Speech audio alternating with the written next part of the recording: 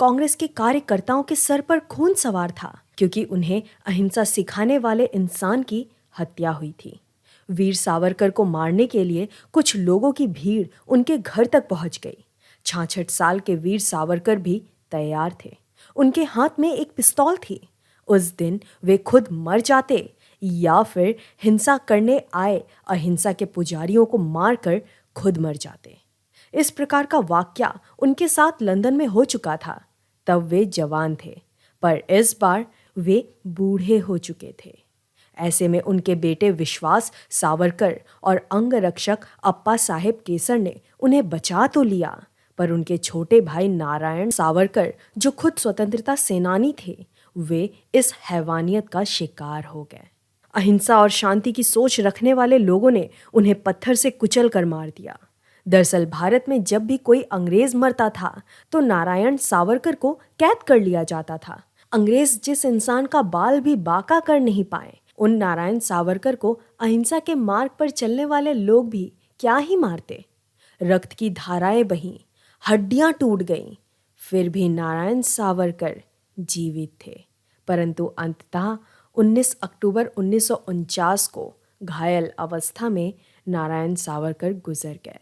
बड़े भाई गणेश सावरकर, मझले भाई विनायक सावरकर और छोटे भाई नारायण सावरकर, इन तीनों भाइयों ने अंग्रेज और कांग्रेस के नाक में दम करके रखा था। अंग्रेजों के अन्याय का शिकार होने वाले पहले भाई गणेश सावरकर थे। उसके बाद विनायक उर्फ वीर सावरकर को अंग्रेजों ने परेशान करना शुरू किया। जब दोनों भाई जेल में थे तब घर की जिम्मेदारी नारायण सावरकर ने उठाई। फिर भी अंग्रेजों की शातिर नज़र उन पर थी। भारत में जब भी किसी अंग्रेज अफसर पर कोई आपत्ति आती तो सबसे पहले नारायण सावरकर को अंग्रेज उठाकर ले जाते थे। आपको ये भी बता दूं कि नारायण सावरकर ने मेडिसिन की पढ़ाई की हुई थी।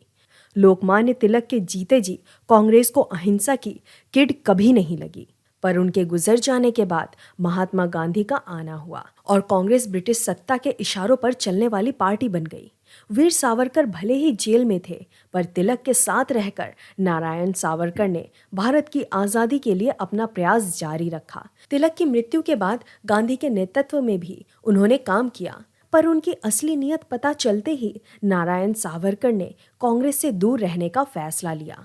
1920 के बाद तो उन्होंने हिंदू महासभा और आरएसएस के लिए अपना पूरा जीवन समर्पित कर लिया। यहाँ तक कि आरएसएस की मीटिंग भी नारायण सावरकर के घर होती थी। उन्होंने डॉक्टरी की पढ़ाई भी बाकी फ्रीडम फाइटर के लिए की हुई थी।